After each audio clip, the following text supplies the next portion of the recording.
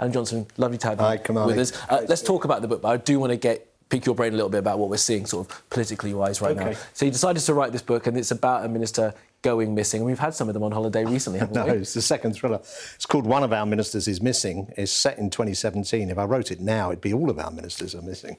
But this is not a political book. This is a thriller. It's a page-turner. And it follows on from my first thriller, Late Train to Gypsy Hill. So it's the same detective, Detective Superintendent Mangan. And for good measure, I'm writing a third one now, which will be out next year, with the same detective. So it's a trilogy. And it's such a relief to be out of politics. But no doubt you're going to ask me something about that. And look, your career must have fed into your writing now. I mean, there must be the aspects of what you... Yeah, so, you know, as Home Secretary, I learned a lot about the background, how the police work with the security services, etc. And there's some of that in the book. But I really think I could have written it had I not been Home Secretary. You know, you can't give away any state secrets. I've signed the Official Secrets Act. So, and anyway, if you try to even touch upon that, you'd have to put the book through the Cabinet Office. It'd have to be approved and all that. So I've kept away from all that. I hope people who have not got the slightest interest in politics will enjoy the book. That's what I've written it for. I'm not out to win the Pulitzer Prize. I'm out to get people turning the page and feeling that the time they've spent with a 360-page book has been time well spent. Well, everyone likes a good page turn, I'm sure that they'll be picking it up. Now, let's talk a little bit about the politics that we're seeing right now. Where do I even start? I mean, let's start with strikes, because you're a former post office worker. We've seen the posties are out again today, 115,000 of them. They're calling for better paying conditions. The Post Office say the Royal Mail want them to modernise. I mean, where do you stand with where we're seeing the strike action right now? I've seen lots of modernisation in Royal Mail. I was a postman for 19 years. The change since then, you know, keeping up with new technology, all of it introduced with the unions' cooperation, and they've seen numbers fall as well. There were 200,000 postmen and women when I was leading the union. That's down to about 115,000. So I don't understand that. They've also got an agreement that monitors all of that, and you know, there's a big groundbreaking agreement. So no, the simple issue here is they're being asked to take a pay cut, and that is replicated in loads of different industries. And we've had the longest squeeze on wages since the Napoleonic Wars, which was a long time ago. And now those chickens are coming home to roost. You can't hold down people's pay as we did going into the age of austerity. That was George Osborne. And also see bonuses, eye-watering levels handed out to chief executives. The salary of chief executives now is, what, 110 times more than the workers? When I was a postman, the differential was about 30. Yeah, I mean, these people are not going to put up with that. Those who are strong, who are lucky enough to be in a strong trade union, are going to fight back. And I hear people say, I agree with free trade unions and I agree with the right to strike. They just oppose every single strike that comes along. I support these strikes, and I think it's absolutely crucial that, that a negotiated settlement is reached that maintains the pay of postal workers and rail workers and barristers at the level it was originally. Do you think the Labour Party could be doing more to get behind the strikers? That's not a Labour Party argument. I know some people, leaders of trade unions... The head of Unite wants it to be a Labour Party. Yeah, but the head of Unite always finds a way to get a headline by attacking the Labour Party. You know, they've got enough to do with their members. You know, attacking the Labour Party is something they seem to do on a weekly basis. Look, we are in an unparalleled situation. We have a government that's missing in action. We have a government that I don't mix with politicians now. I mix with people, you know, of all political persuasions, and it doesn't matter where they come from. The incompetence they're seeing in this government, the fact that the Prime Minister could seek another 8 weeks as Prime Minister and then use it to go on holiday in Greece and to secure his legacy. People think now that this party in government is not putting the nation first. They're putting themselves first. And it's going to be a terrible, terrible legacy, one that Boris Johnson won't want. I mean, you went on another holiday as a honeymoon, but we'll discount that one, Slovenia. And you're kind of making my point for me, because that's what the unions want. They want to see a Labour Party that gets fully behind them because of this huge differential. Well, when you say fully behind them, there's this issue about picket lines. I mean, 99% of Royal Mail workers will go nowhere near a picket line. They still support the strike. They're on strike. 99% of rail workers won't go anywhere near a picket line. Why has the picket line suddenly become this kind of shrine if you support a dispute or not? It's there for a specific reason. And every Labour leader since Clem Attlee has said to their ministers, don't go on a picket line. If you're part of a political sect, a far-left sect, it's fine. If you want to be the party of government, yes, of course you support workers. You support workers in the sense of trying to get them into a negotiated settlement, but you don't stand against commuters and you don't stand against people who are losing their postal services. You steer that middle course, and that's what Keir Starmer is trying to do. He's trying to do, but successfully. You finished the words for me. You think it's successful middle course? Hey, Christ, look, he was 27 points behind when he took over from the disaster that preceded him. We're now anywhere between 8 and 15 points ahead. His personal ratings are really good. The latest ratings against Liz Truss or against Richie Sunak. It looks like he's going to be the loser, although I think he's the only grown-up in the room, quite frankly. But it looks like he's going to be the loser. His ratings against them are really, really strong. So, you are a broadcaster. For Liz Truss coming in, she says she's going to stand up to Putin. She can't stand up to Nick Robinson for half an hour, but she's going to stand up to Putin. I mean, it's a disaster.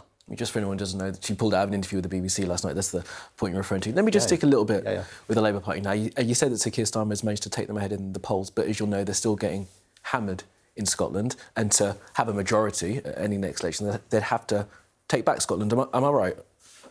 No, they wouldn't have to, but I think that would be jolly helpful. They got hammered in Scotland in 2015. Less hammered now. I mean, the SNP have kind of stolen our clothes very successfully. Nicola Sturgeon's a very successful and very astute politician, by the way. Would you like to see there being an agreement between some of those parties that call themselves progressive, the Labour Party, the Lib Dems and the SNP? I don't think I want to see an agreement, no. I think, the electorate are wise enough and sensible enough to make up their own minds, as we saw in recent by-elections. They will use this lousy voting system we have, first past the post, to their advantage. And I'm pretty sure they'll do that at general election. It doesn't need any pacts or agreements. In fact, that would be counterproductive under our current political system. But I think people will be absolutely determined after the shambles we've seen, not just over last year, over the last 12 years, through austerity, through the, all the other tensions that we've seen, crime rising. Crime had halved under Labour, by the way. It's now up at highest level for 20 years. People are going to make their own decisions on where they vote to get this terrible government out. If it's a terrible government. I mean, they may recover. I can't see it. I mean, you were in government at the time when the financial crisis hit and Gordon Brown pulled all those levers. I mean, something like that is going to have to happen again. It's a very important point, Kamali, because I was there in 2008 when Alistair Darling was told by the second biggest bank in the world, if you don't do something quickly, people are going to lose their mortgages. When Alistair asked to define, what do you mean soon, they meant 3 hours. We had 3 hours. Car scrappage scheme, temporary reduction in VAT to get people shopping again, the future job scheme, all of those things were done. It was a plan and it was implemented. There's no plan at the moment. As far as we understand, there's not even a sketchy outline of a plan. They're waiting for the new Prime Minister, which I fail to understand. The Prime Minister's the first amongst equals. The Prime Minister is still there. They could be doing stuff now. But you're right, it's going to take a package on that kind of level to deal with the crisis we're facing. But the Labour plan would see 28 billion spent for 6 months. This isn't going to be over in 6 months, so you're going to spend another 28 billion. And then where does that money come from? Is that, what is it, borrowing? Maybe you take these things. So when we were faced with people losing their mortgages and all that stuff, of course, we bailed out the banks. What was the alternative? Of course we did. And you take these things a step at a time. I think the lacuna, to use a word that's only ever used in politics or the law, the gap in Labour's thinking is about small businesses. Mm-hmm. There's no price cap for them, and they are going to the wall. And Labour needs to plug that gap as well.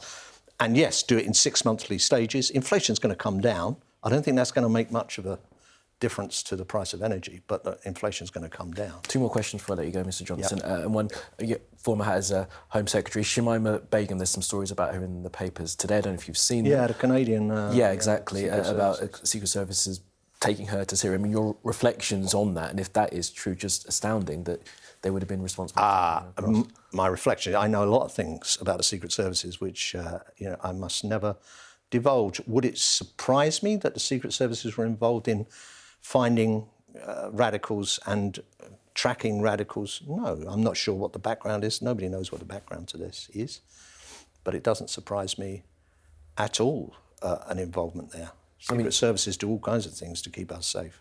So not surprised by the involvement of an ally in moving on? I'm rather surprised, yes, but my presumption is that UK services would have known about it. We have a very close, it's called the Five Eyes, yep. close relationship with Canada and Australia and America and New Zealand. And I think it would be incomprehensible that our security service didn't know. Finally, then, a thought on Mikhail Gorbachev, who passed away last night. Obviously, by the time you were in office, it was a very different Russia that you were dealing with, no longer the Soviet Union. But his legacy now, as we see what's happening in Ukraine, just reflects a little bit on Mikhail Gorbachev and his life. Well, he was one of these astounding people who take huge risks for what they see as the greater good.